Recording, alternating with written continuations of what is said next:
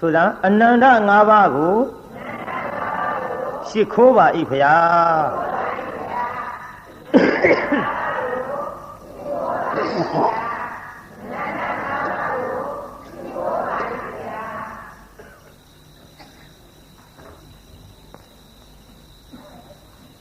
အနန္တ၅ပါးကိုရှိခိုးပြီးတဲ့နောက်ဘုန်းကြီးကြေညာထားတာနောက်ပိုင်းဟောမဲ့ဇာလန်းကသူများမကောင်းကြံကိုယ်ဘေးဒဏ်ထိဒီတရားကိုဟောမယ်လို့ကြေညာထားပါသူများကိုဖြစ်စေခြင်းတာကမကောင်းအောင်ဒုက္ခဖြစ်အောင်သေချေပျက်စီးအောင်ဆင်းရဲအောင်မွဲအောင်အဲ့ဒါလို့ဖြစ်စေခြင်းနဲ့ဗျာပါဒတရားတွေသူများမိမိကြံတယ်လို့မဖြစ်ဘဲနဲ့ဒီဘေးဒဏ်တွေကိုပြန်ပြီးတော့ထိတတ်ပါတယ်အဲ့ဒီအကြောင်းလေးကျုပ်ဟောခြင်းလို့တခြားမဟုတ်ပါဘူးပြိဿကျွတ်တို့ဘုရားကိုယ်တော်မြတ်ကြီးလက်ထက်တော်ကကောသလခေါ်တဲ့တိုင်းမှာအင်ဂျီ1000ရှိတဲ့ရွာကြီးအဲ့ဒီရွာကြီးမှာနောက်ဘဝကကိုပြုတ်ခဲ့တဲ့မကောင်းသောအကြံမကောင်းသောကံကြောင့်ကိုပြန်ဘေးဒဏ်ထိတဲ့တငယ်တယောက်ကိုကျုပ်အကြောင်းပြုဟောမယ်နောက်ဘဝကသူဘာတွေလုပ်ခဲ့ပါလိမ့်သူလုပ်ခဲ့တဲ့အလုပ်ကမိမိရဲ့ကြောင်းတိုက်အတွင်းသို့အာဂန္တုအရှင်များကြွရောက်လာတဲ့အချိန်တကားများကဆွမ်းစားပင့်ကြောင်းရှိတန်ခါအကုန်ပါဗျာလို့တန်ခါကုန်ဆွမ်းစားပင့်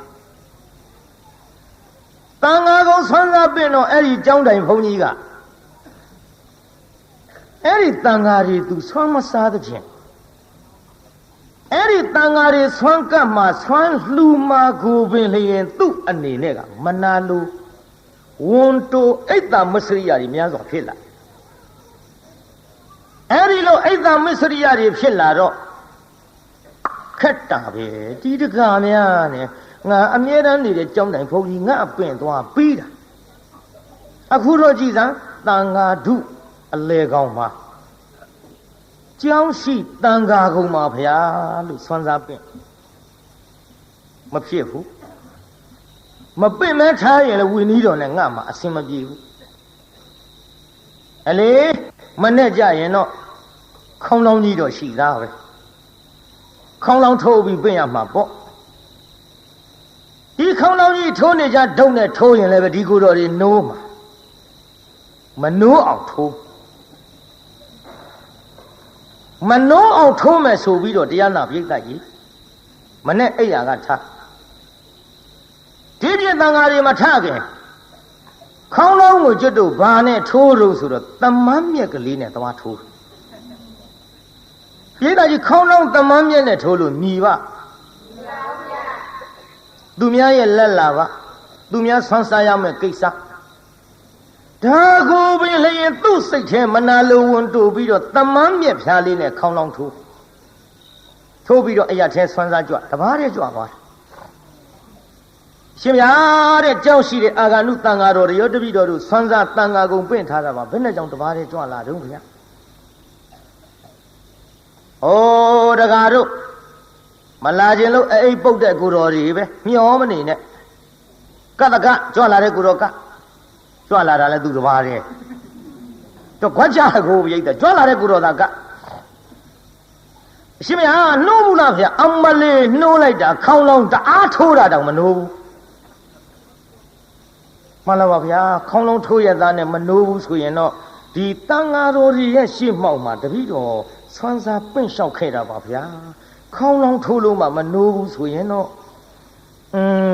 တပည့်တော်အိမ်ငါကတ်တဲ့ဆွမ်းမဖုံးပေးခြင်းလို့လား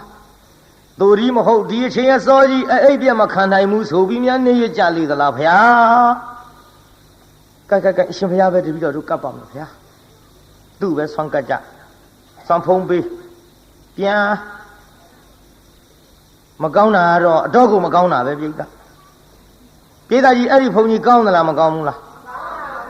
အဲ့ဒီဘုံကြီးမျိုးကိုခင်ဗျားတို့ကြည်ညိုသလားမကြည်ညိုဘူးလားကျွတ်တို့ကြတော့ရောဒါပေမဲ့ညအိတ်ထောင်နဲ့အပြည့်ထည့်ခဲ့ကြလားထားမှအောင်ပါကို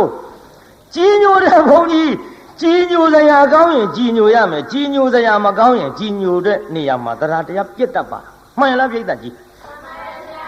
လူတွေအကြည်ညိုမဲ့အောင်အဲ့ဒီကဲ့သို့မိမိကြောင့်ရှိတန်ဃာတွေအားဝတ်ကြည်တန်းကြည်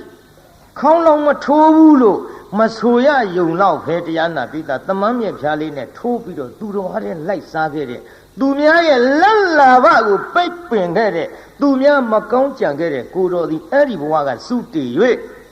ဟာကျွတ်တို့ဂေါရမဖျားလက်ထက်ကိုတလတိုင်းမှာအင်ကြီး1000ရှိတဲ့တန်ဃာရွာကိုသူလူလာဖြစ်ပြေးတာအင်ကြီးဘယ်လောက်ရှိဘာရွာကြီးတို့တန်ဃာရွာကြီးဘာရွာကြီးတို့ဟဲ့အဲ့ဒီတန်ဃာရွာမှာမိမတယောက်ဝမ်းသူတန်နေခတော့လေအဲ့ဒီအင်ကြီး1000ရှိတဲ့တန်ဃာတွေလုပ်ငန်းကင်ငန်းမှာအကုန်လုံး9ကောင်မှမရတော့ဘူးတဲ့ပြိတ္တကြီးကြည်တရားနာပြိတ္တမိမိမလှူလို့မိမိတွေမွဲတယ်မထင်နဲ့တော့ဘေးအဆွေအပွားတွေပါအဲ့ဒါလို့ဝန်တူနှမျောတဲ့ပုဂ္ဂိုလ်နဲ့ပတ်သက်ပြီးထိခိုက်လာတယ်အင်ကြီး1000ရှိတဲ့တန်ဃာတွေ9ကောင်မှမရတော့ဟာဘယ်လိုဖြေကုန်တာလဲဟာငါတို့အင်ကြီး1000ရှိတဲ့ရွာကြီးလိုက်စုံစမ်းလိုက်ကြတော့မင်းရရတကောင်မရဘူးကွာမင်းရောတကောင်မရဘူးကွာဟာမင်းရောတကောင်မရဘူးကွာတရွာလုံးတရားနာပြိတ္တနှက်ဆက်အောင်တူနဲ့တူတယောက်နဲ့တယောက်ရှောက်မေးလိုက်တော့အင်းကြီး1000ရှိတဲ့ရွာကြီး9ကောင်မှမရဟေးအကြောင်းထူးတယ်ကွာအကြောင်းထူးတယ်ကွာတို့ရွာကြီးထဲမှာယုံမာတဲ့လူရှိခက်တော့ခက်သားလားလေတန်ငါလှုပ်ရှားတဲ့လူပဲယုံမာတဲ့လူရှိပြီဆိုတော့ဘွားတော့ကြတာပေါ့ဟဲ့လူယုံမာရွေးမကွာသူများတက်တတ်တဲ့လူတွေလူယုံမာရွေးတော့မယ်တဲ့ပြိဿရဲ့လူယုံမာရွေးတယ်ဆိုလဲရွေးပြီမှာပဲပြိဿပြစ္ဆုတ်ပံကံကို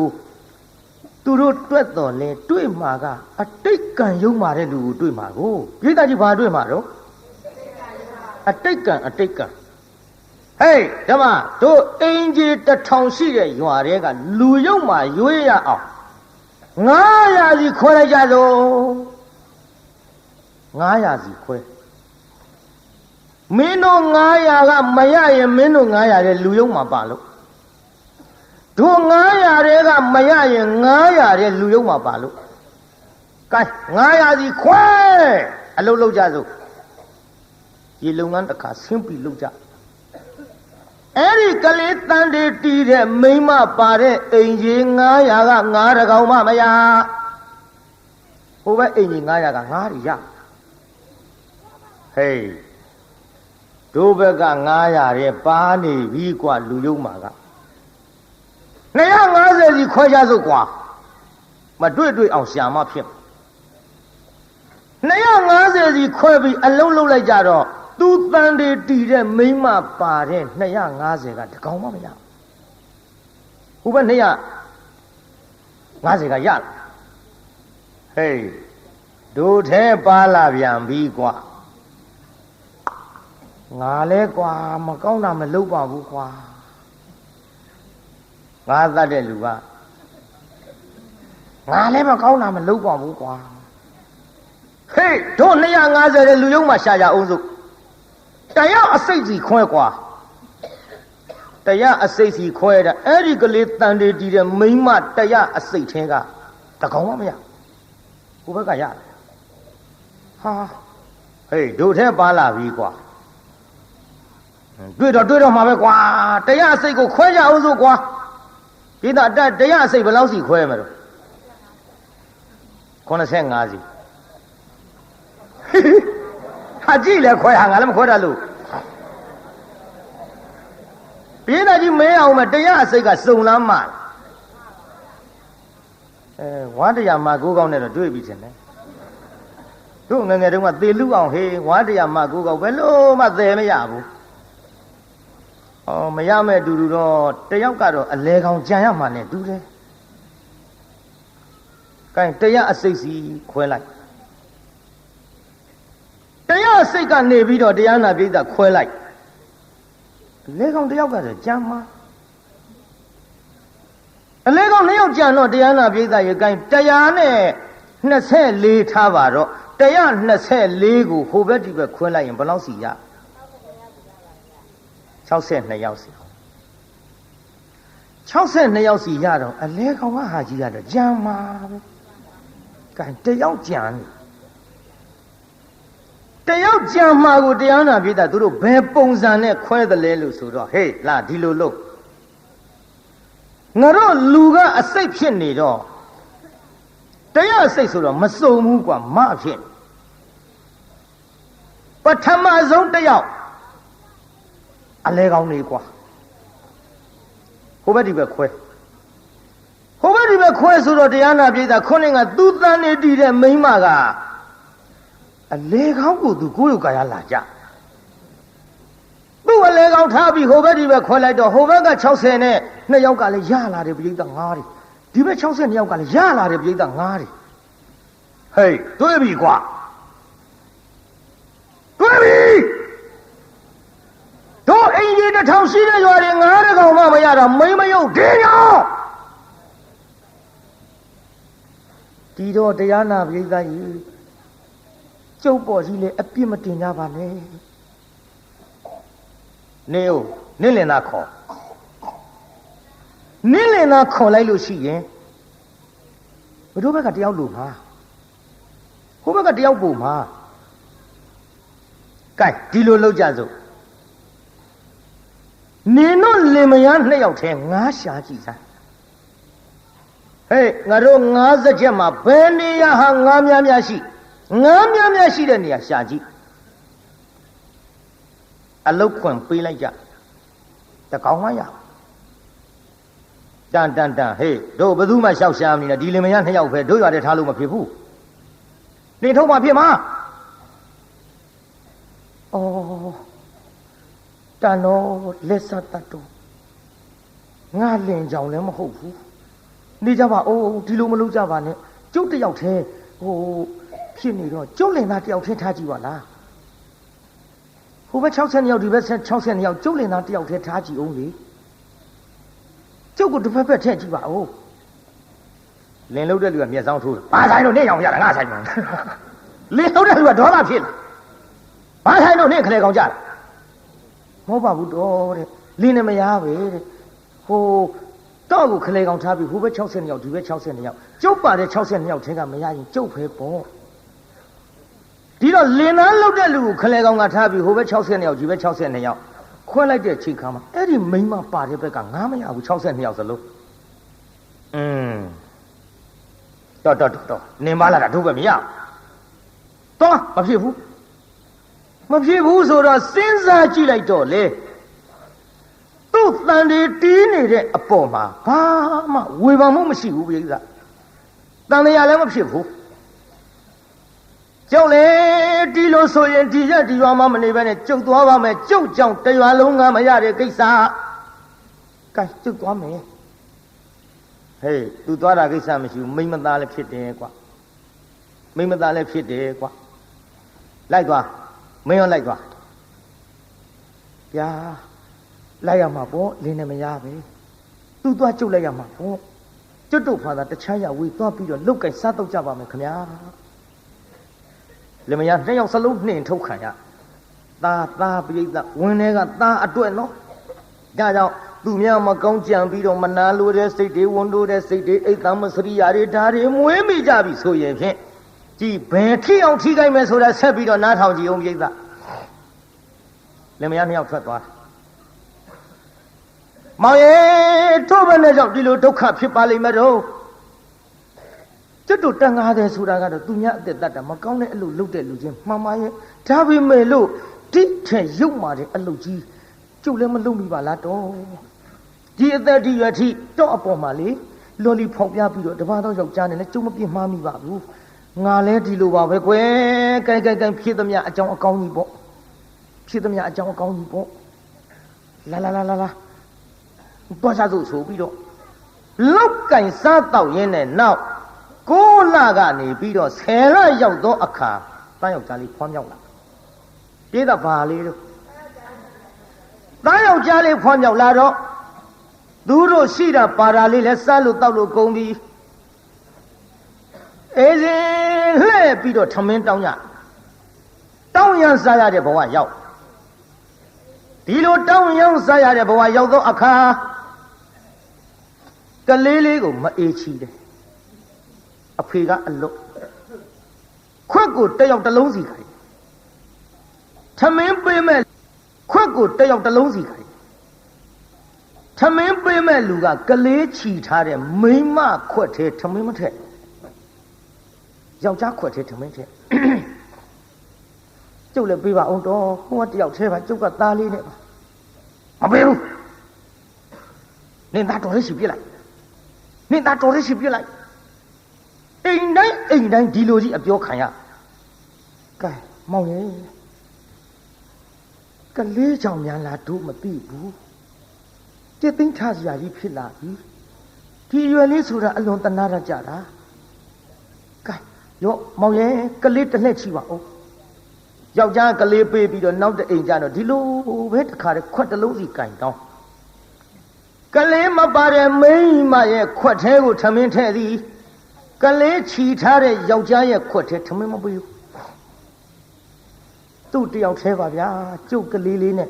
ကျုပ်ခွက်သေးထဲပါအောင်မပေးဘူးအဲ့ဒီကလေးတော်ရဲရှိပြလိုက်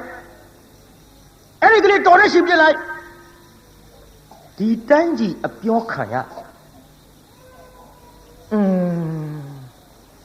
ဟုတ်ပါပြီကွယ်ဟုတ်ပြီနှမငါတို့အင်ကြီး1000ရှိတဲ့တန်ဃာရွာကြီးငါတကောင်းမှမရတာသူ့ကြောင့်ကလေးချီသောမိခင်ခွက်တဲ့ထမင်းမထဲတာသူ့ကြောင့်ကလေးချီသောဖခင်ရဲ့ခွက်တဲ့ထမင်းမထဲတာသူ့ကြောင့်အဲ့လေသူ့တော်လေကိုလာလွယ်ဆင်းလာဖွားတဲ့သားမင်းလည်းတနာပြီမယ်ငါလည်းကိုယ်ကဖြစ်တဲ့ရင်သွေးတော့ချစ်တာပဲနှမရဲ့ကလေးတဖြည်းဖြည်းစောင့်ပြီးတော့မွေးကြွေးကြည့်ကြပါဦးစိုးနဲ့တဖြည်းဖြည်းစောင့်ပြီးမွေးကြွေးကြည့်ပြီးလာခဲ့ရကလေးကမတ်တပ်ပြေးလေးဘဝရောက်လာမတ်တပ်ပြေးလေးဘဝရောက်တော့ရှောက်ပြီးတောင်းလိုက်ကြတဲ့ကိစ္စဒီကလေးမြင်တိုင်းမေတ္တာပြည့်ဒီကလေးမြင်တိုင်းခွက်ထဲထမင်းမထဲကြတော့လင်မယားနှစ်ယောက်တိုင်းတယ်ကလေးလေးလည်းမတ်တပ်ပြေးလေးမတ်တပ်ပြေးကနေတဖြည်းဖြည်းသကပီနာကြဘဝနဲ့အရွယ်ကလေးပေါ့လေဥမမဲစာမမြောက်လင်းက6နှစ်သားလေးရောက်လာတော့နှမဒီလိုလုပ်ကြပါစို့ကွယ်ကိုမချီကအမိတော်လဲတတ်တော်ခဲ့ဤကဘာမီလောင်းသားကောင်းချနေဆိုတဲ့စကပုံကလည်းရှိနေတော့သူနဲ့သာနေရမယ်ဆိုရင်တနေ့ငါတို့ပါအလင်းမမီပဲနဲ့ငတ်ပြတ်ပြီးသေးကုန်ရတော့မှာပဲအေး1000ရှိတဲ့ရွာကြီးငါးကောင်းမှမရတာလေသူ့ကြောင့်မိမိတို့ချက်မြုပ်ဇာတိရွာကတို့လင်မယားထွက်ပြီးတော့ပြေးကြရတာကလည်းသူ့ကြောင့်နှမရဲ့ချစ်တော့ချစ်တာပေါ်မချစ်လို့မှမဟုတ်ဖ ೇನೆ သူ့ချစ်သမျှကိုတို့လင်မယားနှစ်ယောက်နစ်မြုပ်ရမှာမို့ပြစ်ထားကြရလို့လားပြစ်ထားကြရလို့လားဟင်တော့ဘယ်လိုပြောလိုက်တာတော့ကြံရပါပြီတော့ကြံလဲကြံရပါပြီရဲ့ကိုလာလွယ်ဆဲလာဖွားရရတဲ့သားမို့ကျုပ်ပဲလို့နီးနေမှပြစ်နိုင်ဘူးမပြစ်နိုင်ဘူးကျုပ်သက်သေးချင်းသေးပါစေတော့ကဲဒါဖြင့်နှမမင်းကမပြစ်နိုင်ရင်မင်းကငါ့ရဲ့ပူချစ်တာမိခင်ပြီဘူးပူမချစ်ရဘူးလို့လည်းငါမဆိုလိုပါဘူးငါတော့ဖြင့်သူ့တံမခံနိုင်ဘူးနှမမင်းသားချစ်ရင်ငါ့ကိုပြေးငါ့ကိုချစ်ရင်မင်းသားကိုပြေးချစ်ပေမဲ့လို့လေငါပြတ်ပြီးတော့အစာရေစာငတ်လို့သိရတဲ့အထဲမှာတတိုင်းလုံးတစ်ပြေလုံးဒုပိတ်ကန္တရကတ်ကြီးဆိုင်လို့အကုန်ငတ်သိတာအကြောင်းမဟုတ်ဘူးသူ့ကြောင့်ဒုလင်မယားနှစ်ယောက်ထဲတော့ငတ်အတိမခံနိုင်ဘူးအသေးမခံနိုင်မဲ့အတူတော့မင်းသားချစ်ရင်မင်းနေရခဲ့ ငါတော့မနေဘူးသွားမယ်ပြောကြနေပါအောင်တော့ကဲကျုပ်သားလည်းကျုပ်ချစ်တယ်တော့ကိုလည်းချစ်တယ်ဒါပေမဲ့လို့လေဒီတိုင်းကြီးပြစ်ပြီးလို့လည်းမတော်ပါဘူးသူမသိအောင်လှည့်ပတ်ပြီးတနည်းနည်းနဲ့ထားခဲ့တာပေါ့ကောင်းဘူးလားအေးကောင်းတယ်ခမဒါပြင်ဒီလိုလို့သူပြောတာနဲ့သူကြားကုန်လားမသိဘူးကြားကုန်မလားမသိဘူးဆိုဟိုကနားထောင်နေတာကြားတာပေါ့မကြားပဲနေပါကလေးကဒါပေမဲ့လို့မိဘများငါပြစ်သွားလိမ့်မယ်လို့သူစိတ်သေးတဆန်းကြီးမြတ်မရှိသာသမီမိဘအာကိုးတာဟိမိဘအာကိုးတာဟိပြစ်သွားလိမ့်မယ်လို့သူစိတ်သေးမယုံကြည်ဘူးပြောတာတော့ကြားတယ်သူပြောတယ်ရဲ့လို့လဲသူတိတိကျကျဝေခွဲလို့မရပြစ်သွားကြစို့လို့ပြောတာပဲသူသိအဲ့ဒီလိုသိတဲ့စကလုံးလေးကိုပဲသူကြားရတဲ့အခိုက်ဘာမှနားမလဲရှာတဲ့ကလေးဆိုတော့လူလေးဗျာလာပါတို့တောင်းစားရတဲ့ဘဝငါသားသိတယ်နော်ဟုတ်ကဲ့ငါသားဒီရွယ်ကလေးရောက်လာပြီဟိုငါသားခွက်ကလေးနဲ့ထမင်းတောင်းမှုသလားတောင်းပါဘူးတဲ့မေမေတို့တောင်းကြွေးတာကျွန်တော်စားခဲ့ပါပြီဖေဖေတို့တောင်းကြွေးတာပဲကျွန်တော်စားခဲ့ပါတယ်ခင်ဗျဒါကြောင့်သားရဲ့အခုတော့လေဟိုမရလားဟိုပါဟိုအိမ်ကြီးမြင်ပါတယ်ခင်ဗျအဲ့ဒီအိမ်ကြီးကလေဟိုကလေးလေးတွေဆိုတိတ်တနာတာဒါသားရဲ့ထမင်းပေးမယ်လို့လည်းပြောတယ်ရော့ငါသားဒီခွက်ကလေးယူသွားခင်ဗျဟုတ်ကဲ့စားလဲစားလာပြီကျုပ်လည်းဘာမှမစားရသေးဘူးသူပေးမယ်လို့ပြောသလားပြောတယ်ငါသားရဲ့အဲ့ဒီငါထမင်းပေးမယ်တဲ့ကလေးဆိုရင်လည်းတနာတတ်တယ်ရော့ငါသားဒီခွက်ကလေးနဲ့သွားဆိုပြီးခွက်ကလေးပေးလိုက်ကလေးကခွက်ကလေးနဲ့အဲ့ဒီအိမ်သွားထမင်းတောင်းကလေးအဲ့ဒီအိမ်သွားတော့ဘာမှမကြသေးဘူးမျက်ခြေအပြတ်လောက်မှာလင်မယားတယောက်နဲ့တယောက်ကင်ပြီးလိကြလာသွားစို့ဟဲ့နေပါဦးတော့ဟိုအိမ်ကမပေးလိုက်လို့ရှိရင်ကျုပ်သားလေးဘာစားမလို့သူကနေသူရှိသေးနေပြီသွားလို့လာလို့အောင်ပြေးကြလို့ကြိုင်တော့ငါတိကျသေးကုန်လိမ့်မယ်မှတ်ထားဟဲ့ငါညီများနှမများမှတ်ထားဟဲ့လိမ္မာတဲ့သားသမီးကိုမပြည့်ရကြတော့လေမိုက်တဲ့သားသမီးတချို့သတင်းစာတဲ့အမွေပြကြေညာကြတာတွေတွေ့မှုတယ်မဟုတ်လားကြီးအခုအမွေပြတင်မကဘူးလူပါဖြတ်ပြီးတချို့အမွေပြကြေညာပြီမဲ့လို့ဒီလူကိုမျက်ခြေအပြတ်မခံရင်သားသမီးကောင်းတဲ့ဝင်ခွေရသေးတယ်ဟိုမှာကလေးဥမမယ်လေးကိုလူပါဖြတ်ပြီးပြေးကြပြီတရားနာပြိတ္တာပြစ်ထားခဲ့တော့ကလေးကခွက်ကလေးနဲ့အိမ်ထဲဝင်သွားဟဲ့ကောင်လေးဘယ်ကောင်လေးတို့ဗျာထမင်းပေးမဲ့ပြောလို့မဲကြိုင်ကြီးစီရတော့ဖေနဲ့မေရပြောလို့ဘယ်လိုနဲ့ဖေနဲ့မေနောက်လှည့်ကြည့်ဟောဖေတို့ဟောဗျာကျုပ်ပြေးသွားကြပြီဟင်နေပါဦးနေအဖေနဲ့အမေကရှိလို့လားရှိပါတယ်ကျုပ်ဖေနဲ့အမေခုနကဟိုနားလေးမှာဗျဟိုနားလေးဆိုရှိမှာပေါ့ဟဲ့ကျုပ်ကိုပြောလိုက်တယ်အဲ့ဒီအိမ်ငါတဲ့ကလေးဆိုတိတ်တနာတတ်တာပဲတဲ့တော့ကလေးနေလည်းတနာတာမဟုတ်ဘူးထမင်းပေးမယ်ပြောလို့ကျုပ်ခွနဲ့အယူခိုင်းလိုက်လို့ကြံကြီးစီကတော့တို့ပြောပါဟင်ဖေတို့မေမေတို့ငါလိမ်ပြီးတော့ပြစ်သွားကြပြီထင်ပါရဲ့ဟင်ငါစဉ်းစားကြည့်လိုက်တော့ဖေတို့အမေတို့ပြောတဲ့စကားဥမနားလေပြီအေးကြီးတစ်ထောင်ရှိတဲ့ရွာကြီးငါတကောင်မှမရတာသူ့ကြောင့်ငါပြောတာနဲ့တူပါရဲ့ကျွတ်တို့ချင်းမြုပ်ဒေသအင်ကြီးတစ်ထောင်ရှိတဲ့ရွာကြီးကထွက်ပြေးလာရတာသူ့ကြောင့်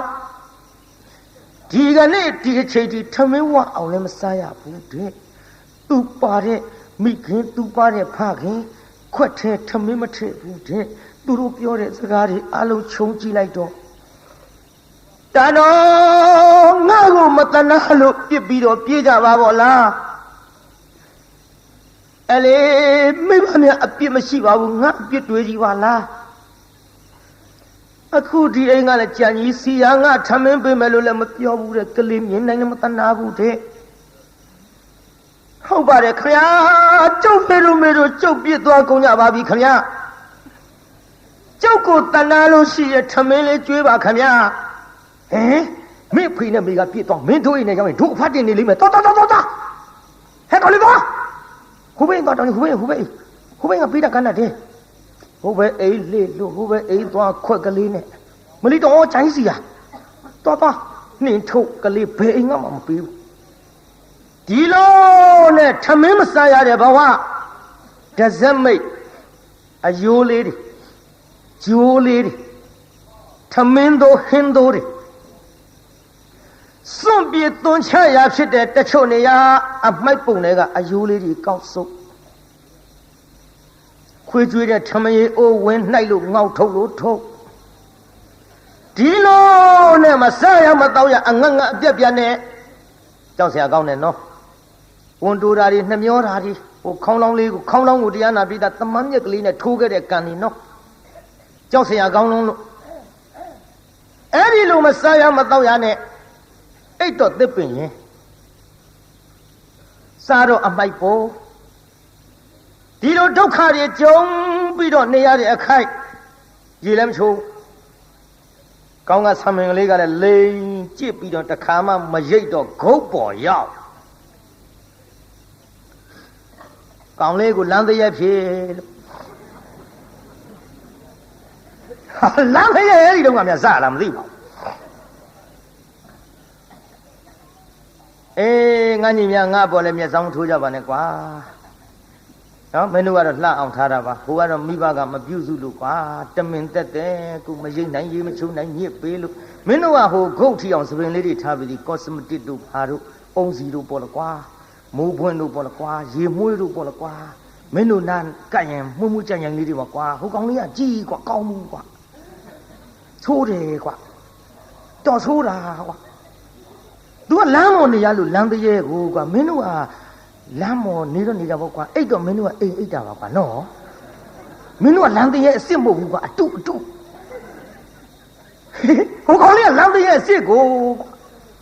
အိတ်တော့လေလမ်းမော်စားတော့လေအမိုက်ပုံဒုက္ခတွေကြုံ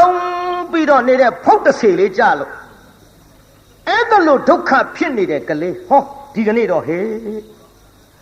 ရှင်သာရိပုတ္တရာကိုရောမြတ်ကြီးကလည်းသပိတ်ပိုက်ပြီးတော့ဆံငံကြွအလား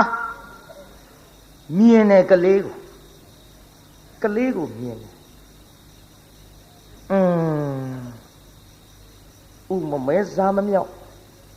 ရောက်ချင်ရရောက်ပေါက်ချင်ရပေါက်ရှောက်သွားနေတဲ့ကလေးနဲ့တူရဲ့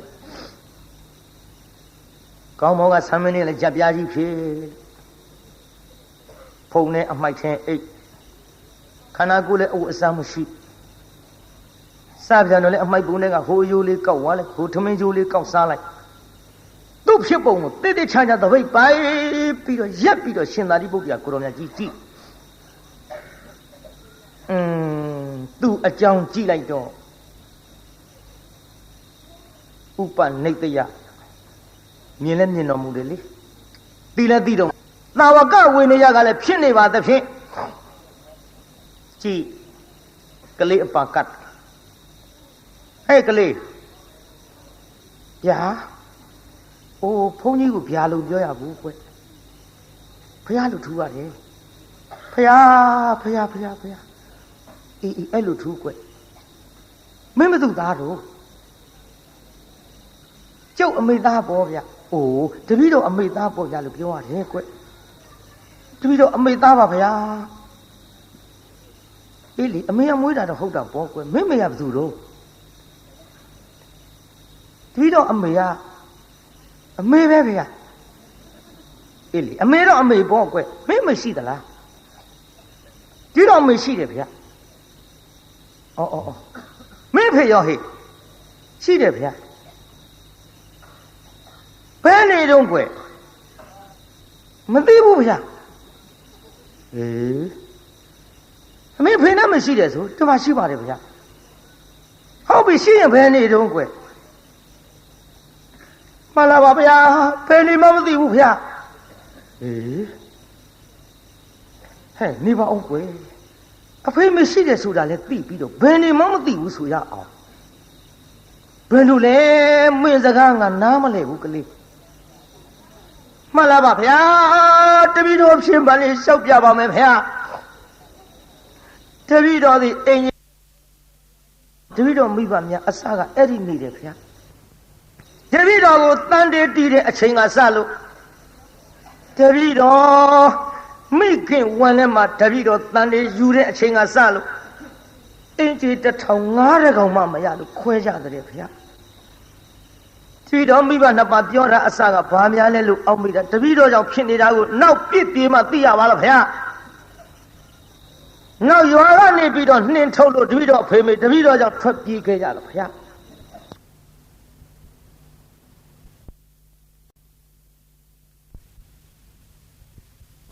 ပည့်တော်မိဘများကတိုင်ပင်ကြတဲ့စကား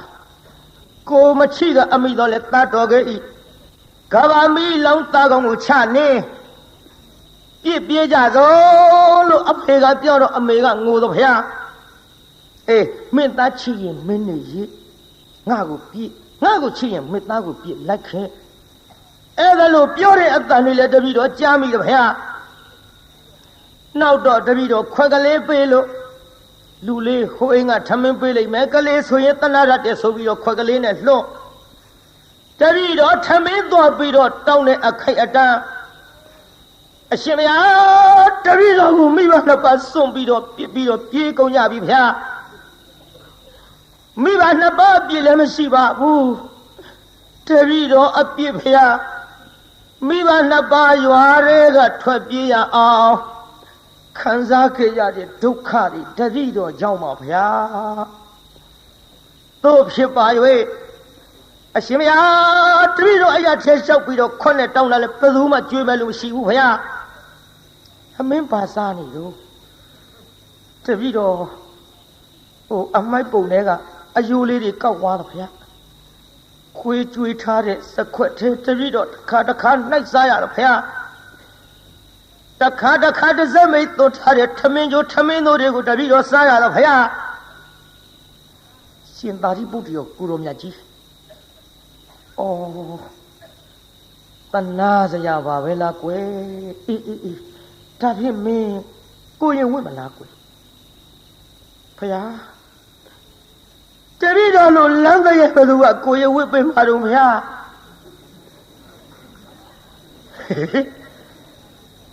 လမ်းတဲ့ရဲ့အစ်စ်ပြောတာပါကွာတို့ခုခေတ်အတုတွေမဟုတ်ဘူးတပည့်တော်ကလမ်းပေါ်မှာနေလမ်းပေါ်မှာဆက်လမ်းပေါ်မှာအိတ်လို့တပည့်တော်ဆင်းရဲတော့ဗျာတပည့်တော်လို့ဖုတ်တစေဘသူကသင်္ကန်းဝစ်ပေးမှာတော့ဗျာဟေးမင်းဝစ်ပေးမဲ့လူရှိလို့ပြောတာကွဘသူကဝစ်ပေးမှာလဲဗျာတပည့်တော်အိမ်ထဲကိုအဝင်မခံရဘူးဗျာဩမင်းငါဝစ်ပေးမှာလေဗျာရှင်မကစားတာလားဩဘယ်ကစားရမှာတော့ကွတပည့်တော်တကယ်သနာလို့တကယ်ဝစ်ပေးမလားဗျာအေးဝစ်ပေးမှာပေါ့ကွဟုတ်လားပါဗျာတပည့်တော်သနာလို့ဖြစ်သင်္ကန်းဝစ်ပေးတော်မူပါဗျာတပည့်တော်မြတ်စွာဘုရားမြောက်ပါတဲ့သင်္ကန်းဝစ်ပေးမယ်ဆိုရင်တပည့်တော်ဝစ်ချင်ကြောင်းပါဗျာလို့ရှင်သာရိပုတ္တရာခြေသလုံးတော်ဝင်တအားဖက်လို့အိုးခြေမမိုးတော့မျက်ရည်တွေညာရွှဲလို့ဟဲ့တိတ်တယ်လာသွားကြစို့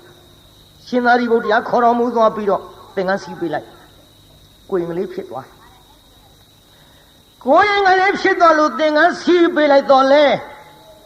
သူ့ရဲ့နောက်ဘဝကမကောင်းတဲ့အတိတ်ကံကြီးကနှိမ့်ဆက်လိုက်တာလေ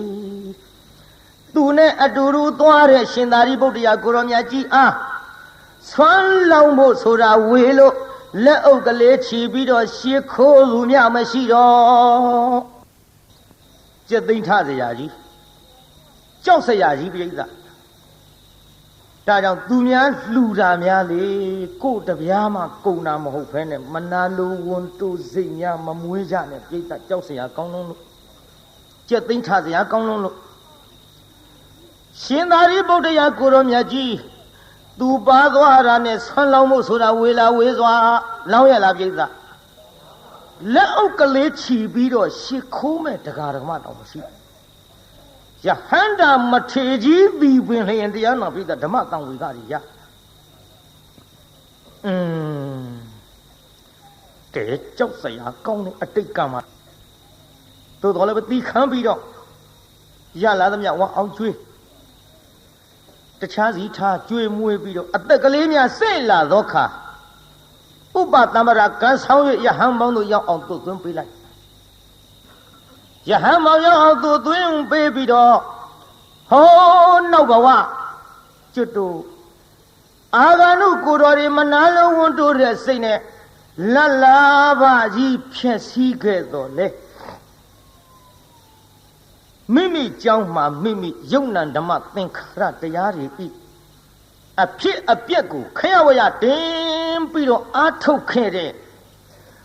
ကျွတ်တို့ဥပနိဒယလေးကဒီမာလာအကြောင်းဆက်လိုက်တော့ဟောနောက်လေအာသောကုန်ခန်းလို့ယဟန္တာတော့ဖြစ်ပါရဲ့ဆုံးဝအောင်မဖုံးပေးရရေးသားကြီးဆုံးဝအောင်ဖုံးပေးရရဲ့လားဆုံးတထမဝအောင်မစားရဒီလိုတထမဝအောင်မစားရဘဲနဲ့နေလာခဲ့ရဒီကနေ့ရှင်သာရိပုတ္တရာကိုရောမြတ်ကြီးကပြစ္ဆောခဏနဲ့ညံတော်နဲ့ဆင်ញင်းပြီးကြည့်လိုက်တော့ဩလောဘကတိတ်တာလောဘကတိတ်တာသင်ပြီးဒီကနေ့ပရိနိဗ္ဗာန်စံတော့မှာပါတကားယဟန်ဘဝရောက်လာသည့်အထိတထာမှသူဆောင်းဝအောင်မစားရဘူးဒီကနေ့ငါ့ကိုဆွမ်းစားပင့်ထားတဲ့တကားတူရှိနေသည်သူခေါ်သွားပြန်ရင်လေသူခေါ်သွားပြန်လို့လေကြိုက်မှကြိုက်ပါမလားယဟန္တာကြီးတွေတောင်ကျက်သိမ်းထားအလေမျိုးပေါက်ထားပြစ်ခဲ့တာကောင်းပါရဲ့ပြီးတော့မှတခါတယောက်ဆွမ်းအပုခိုင်းရတော့မှာပဲငါရှင်လောတကတိတ်တာဆွမ်းစားတော့ပင့်ထားတယ်သို့တော်လေငါရှင်သတိထားလို့ဟောဒီမြို့ပေါက်မှာနေရနော်ဘယ်မှကြွမသွားနဲ့တင့်အတွက်ငါဆုံးဖို့လွတ်လိုက်မယ်မှန်လားပါဗျာရိပ်မိပါပြီဗျာဖရာတို့တော့သိပါပြီဗျာ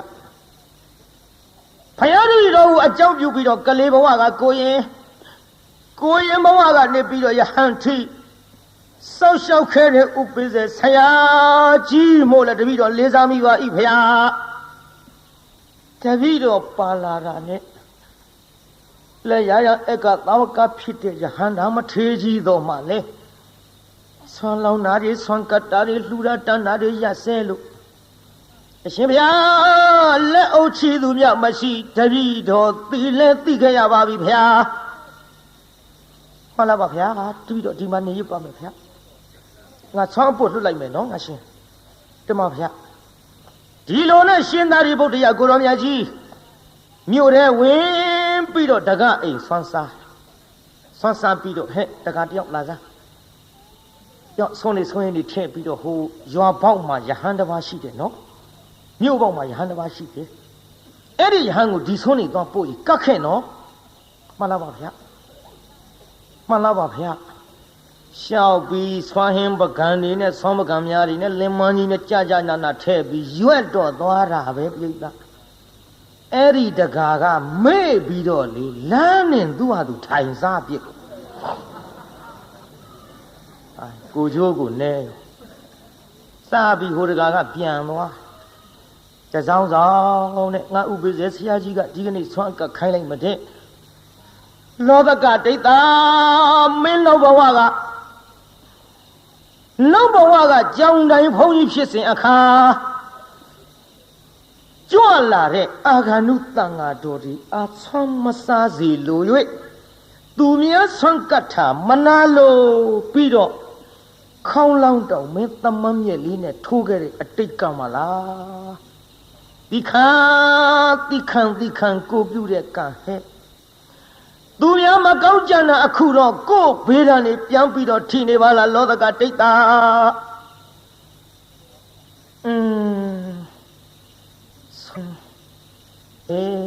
ဥပိ္ပဇေဆရာကြီးကငါတနာလို့ဒီကနေ့ဒီချိန်ထိလဲ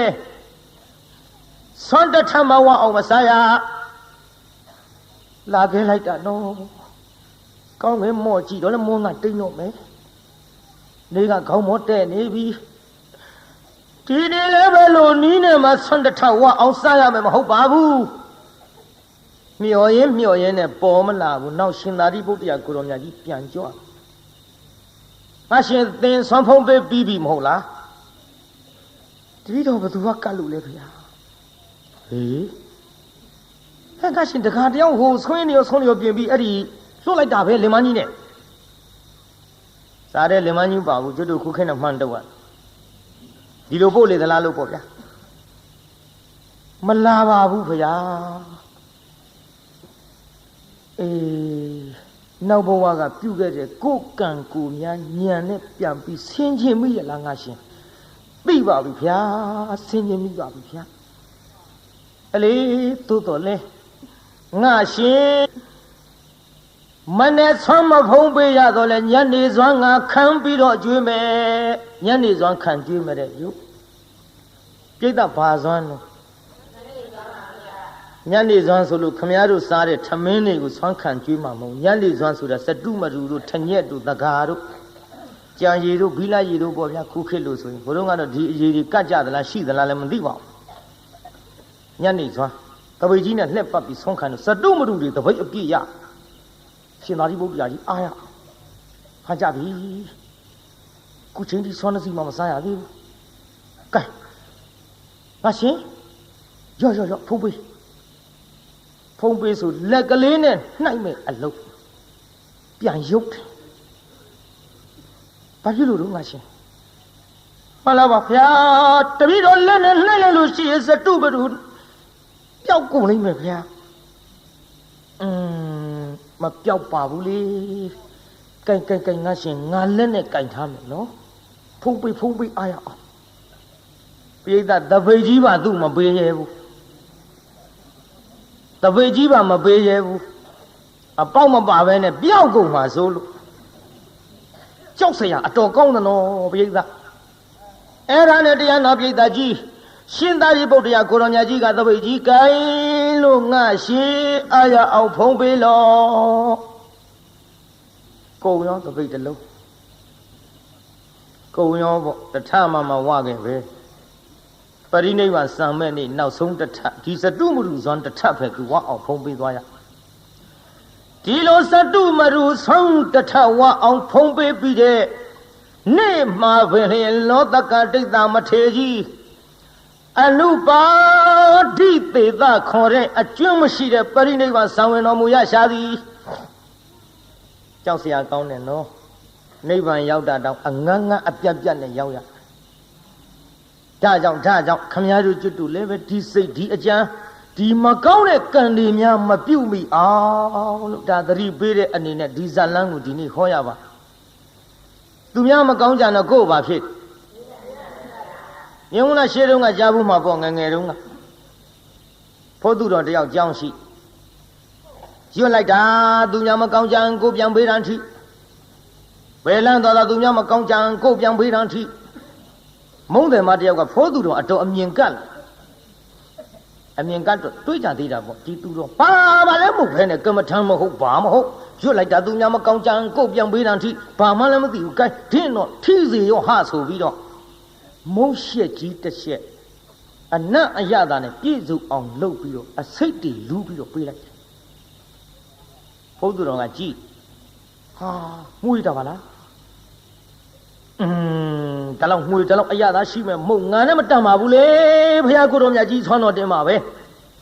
ဘုရားဆွမ်းတော်တင်လိုက်ပါရောဗျာဘုရားဆွမ်းတော်တင်တော်မုံတယ်မရဲ့သားကလည်းအဲ့ဒီကြောင်းထားတာ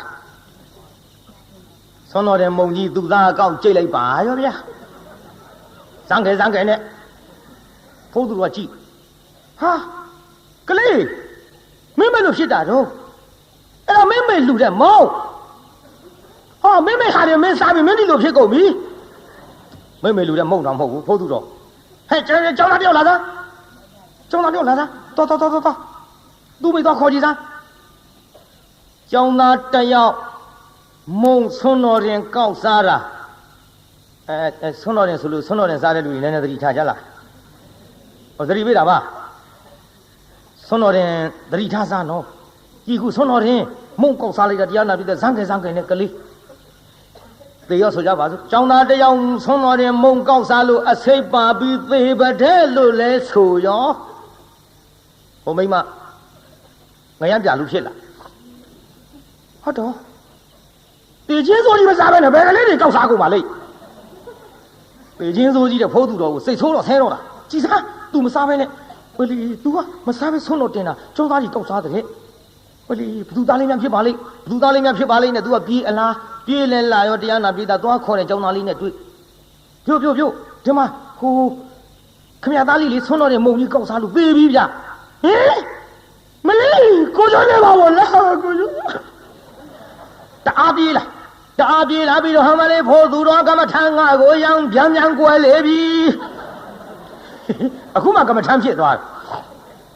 说到干嘛谈不完后的。都哪里抓起比如阿妈的破土了，干嘛谈啊？我样边过来比，哎，这个都哦，比如哈，都面没讲讲来点没嘛，破土了有点干嘛谈谈，个边北站铁路都哪位对呀？把的这个，大家就都这样拿的别的几年嘛，讲的阿路的，其他那个啥比如都拿的微个小人家把子，不要想呀嘛，把拿的东西，都拿的都家不嘛。家不了，活动啊哩，活动啊，跑土着的把戏的讲嘛，跑土着，都人家艾丽迪亚个跑泥路好的，好方面就都是跑土着个乱吃，就都跑泥个，艾丽跑土着话，这样那边的，哎呀，他联系没人，这要印多少来了，来要不就的。来了周表家话说，来要不一个，干阿公来公那不，连西米亚呢骂哟，连西米亚呢骂着这样那边的，这样那这要七十六餐，我那个来敲的路个来的忙但是没有回来中做的怪把着啦，我明白个，应该还是西湖的拉进拉着地外不，啊，七十六餐。叫我破土着个来，这样那别大几10年小的路呢，那么大那个没来，10个话来都也苦面子啊，要多少？哎，不也有的路呢？我联系中了这样那别的，多也不报，没多也不报。哦，大姑的出个讲旁边的情绪。我讲的路子妙不的这样播来了，有吃大餐，可讲可为吃家入瑞嘛，把出来呗。这说的这钱里不，这有吃大好，那都可讲可为呢。这路呢这样那边的有多，路个来的忙但是没有回来着多人，怪把着拉人拉着吃呗。你看来怎么着拉个没来，10个话来都也苦面子啊，老少要。ဒီလိုနေလာတာတနေ့သ၌ကြတော့တရားနာပိဋကကြီးလင်လုံးတဲ့လူကညာကြီးမင်းကောင်ပြန်အလားဟုတ်တော့အေးအိမ်ကလူပြန်လာပြီဒီမလာဖုန်းသူတော့ကတုံးဆွဲခေါ်သွားအဲ့လေးလက်ဆွဲခေါ်သွားကတုံးဆံမရှိဘူးဘယ်လိုဆွဲမလို့လက်ဆွဲခေါ်သွားလက်ဆွဲခေါ်သွားပြီးတော့တစက်မိတ်ချထားတဲ့လူတထိုင်မလွတ်တယ်လို့စင်အိုးကြီးတဲ့ထက်တော့ခေါင်းကနည်းနည်းအထက်မောက်ပြီးပေါ်နေအဲ့ဒါဘန်းစုပ်ကြီးကောက်အုပ်ဘန်းကလည်းပကံများလောက်စုပ်ပကံများလောက်အလဲကောင်ကစုပ်တဲ့ဘန်းအုပ်လိုက်တော့သူ့ကောင်းကြီးကဘန်းပေါက်ထဲကနေဖူးဖူးကြီးထွက်ဒီတော့လင်လုတ်တဲ့လူကပြောဟဲ့နေမလို့တော့အချိန်ရှိမှာအဟိုမိဘတွေကငါချောင်ပြကြောင်စားဆုံးလို့ကျုပ်သိမ့်တာ မိမများတေခတုပတ္တိညာကောင်းလိန်စားနိုင်တဲ့မိမလင့်အပေါ်အဲ့ဒါလူစော်ပဲလူပေါ်ပဲမှတ်ထားတချို့မိမလင်လိန်စားတယ်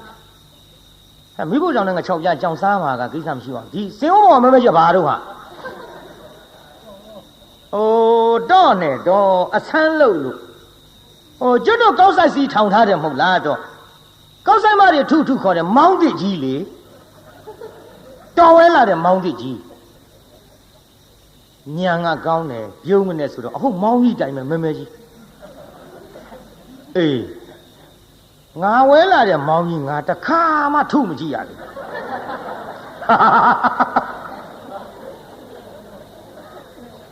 ဒီတော့မိမကပြောတယ်တော်တဲ့အချိန်မရှိမှအရာထဲမီးလာပါလားဆိုပြီးလန့်ကောင်ထုပါနဲ့နည်းနည်းတော့စမ်းကြည့်ရအောင်ဖိုးသူတော်အတွင်းကစဉ်းစားတယ်ငါမောင်းဆိုပြီးဆော်တော့မှာသူ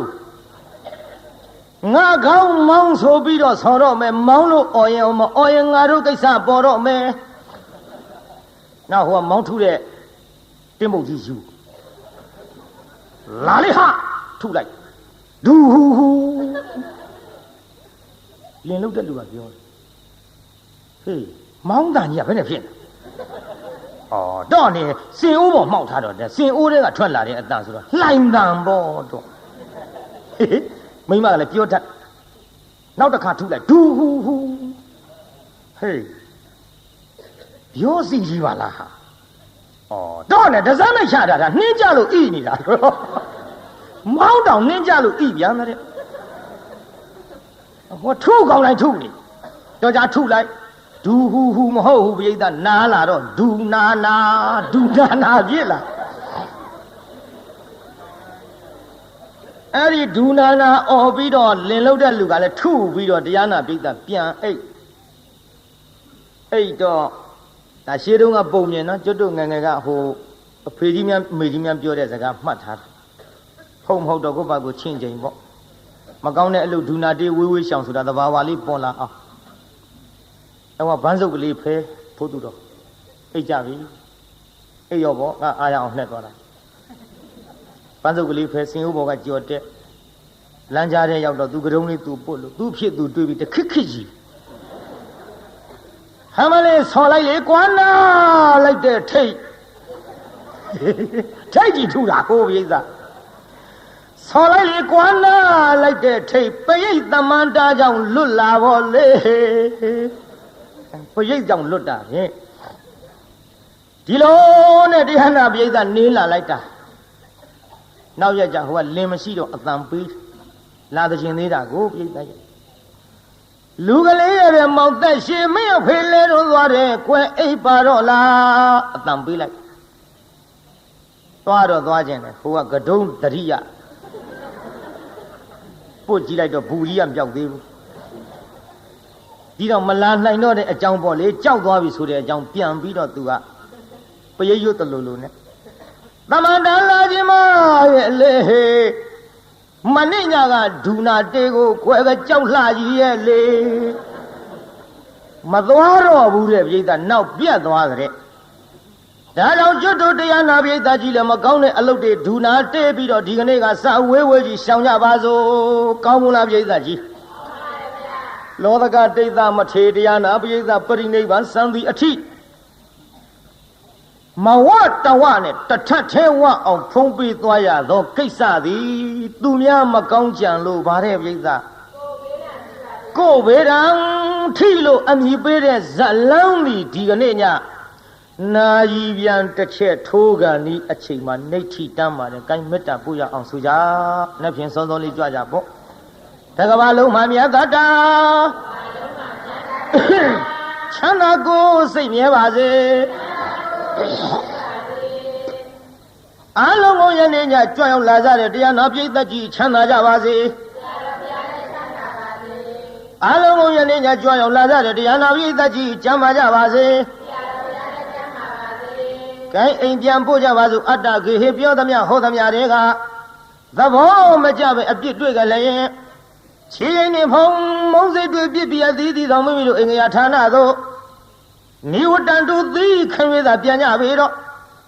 နိဝတ္တန်တုမေတ္တာရေပခါဖြောင်းလိုက်မယ် ပြစ်ပရာတွေဝေးရသမျှစေရောခြေတရာဆွေကလျံပြီးကိုယ်စိတ်နှပြချမ်းသာစွာဖြင့်မှန်စွာမနေပြောင်းပါလေတော့ပြောင်းကြစေကုန်သတည်း